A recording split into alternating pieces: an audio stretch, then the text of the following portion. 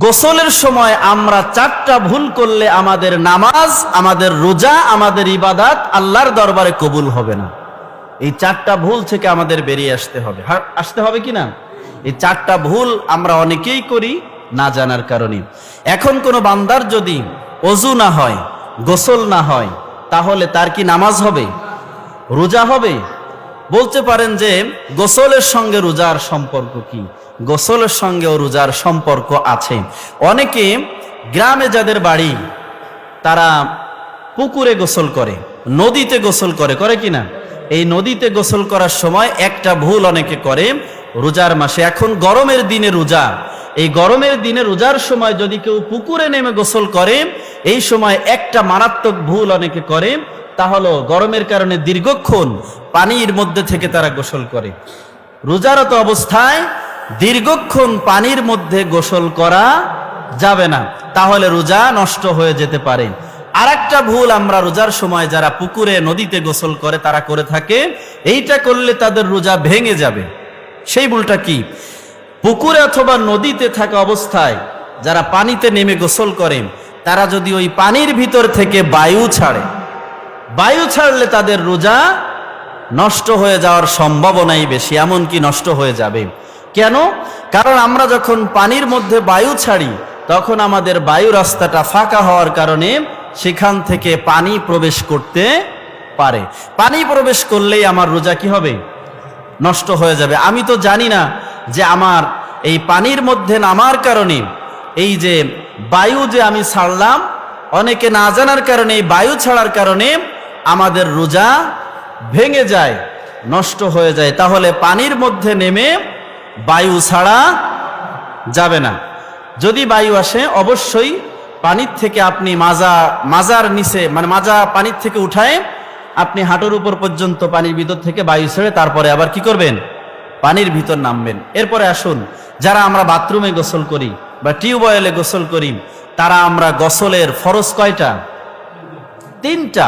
এই তিনটা ফরজ আদায় করার ক্ষেত্রে আমরা দুই শ্রেণীর মানুষ দুইভাবে ভুল করি।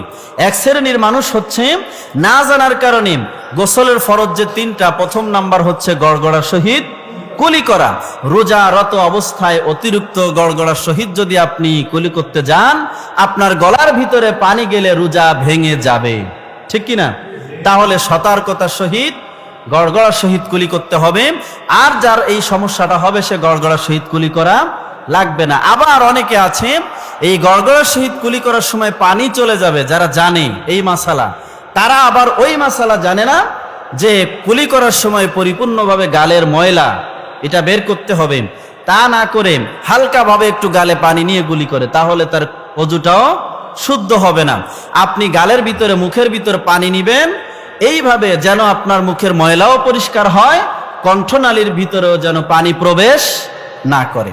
দ্বিতীয় নাম্বার ভুল যেটা আমরা করছি গোসলের ফরজ আদায়ের ক্ষেত্রে, তা হলো নাকে যখন আমরা পানি নেই, নাকে পানি নেওয়া কি ফরজ? গোসলের সময় নাকে পানি নেওয়া কি ফরজ? তাহলে নাকে পানি নেওয়ার সময় এমন ভাবে নাকের ভিতরে আমরা পানি দিব না যে আমার নরম জায়গা পর্যন্ত হয়ে হলকমের ভিতরে কণ্ঠনালীর মধ্যে চলে যায়। আমরা নাকে পানি দেওয়ার সময় সাবধানে নাকে পানি নিব, যেন আমার নাকের ভিতর দিয়ে পানি কণ্ঠনালীতে প্রবেশ না করে, নরম জায়গায় যেন চলে না যায়। যদি যায় তাহলে আমার রোজা ভেঙে যাবে।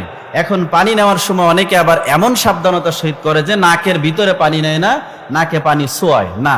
নাকে হালকাভাবে পানি দিয়ে আঙ্গুলটা দিয়ে আপনি ভিজায় দিবেন। কি দিয়ে? আঙ্গুল দিয়ে ভিজায় দিবেন। নাকের ময়লা থাকলে আঙ্গুল দিয়ে প্রবেশ করে আঙ্গুল বা হাত ধুয়ে ফেলবেন।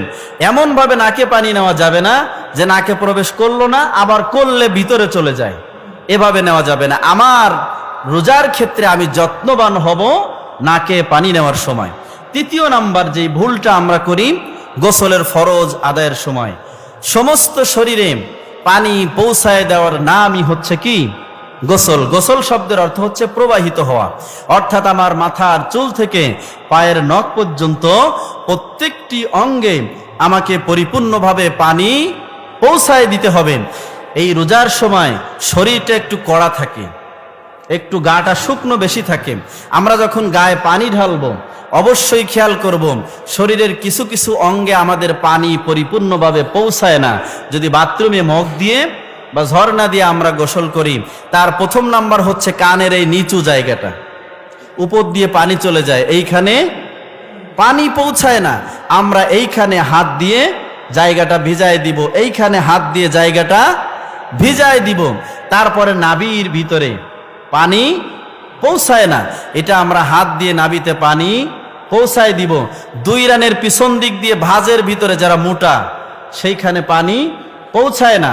যাদের এইখানে ভাঁজ আছে, ভাঁজ থাকার কারণে পানি পৌঁছায় না, আপনি একটু উঁচু হয়ে হাত দিয়ে পানিটা প্রবেশ করাই দিবেন, আপনার গোসল ফরজ হয়ে গিয়েছে।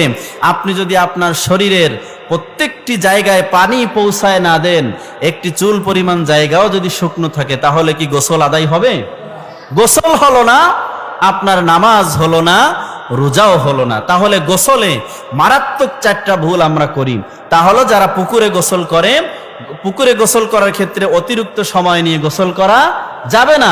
গোসলের সময় পুকুরে বা নদীতে গোসল করলে রোজারত অবস্থায় বায়ু ছাড়া যাবে না। গড়গড়া শৈতকুলি করা, নাকে পানি নেওয়া, সমস্ত শরীরে পানি পৌঁছায় দেওয়ার ক্ষেত্রে সাবধানতার সহিত পানি পৌঁছায় দিতে হবে। তা না হলে আমার গোসলে এই 3টা ভুল করার কারণে আমাদের রোজাগুলো এবং নামাজগুলো আল্লাহর দরবারে কবুল হবে না।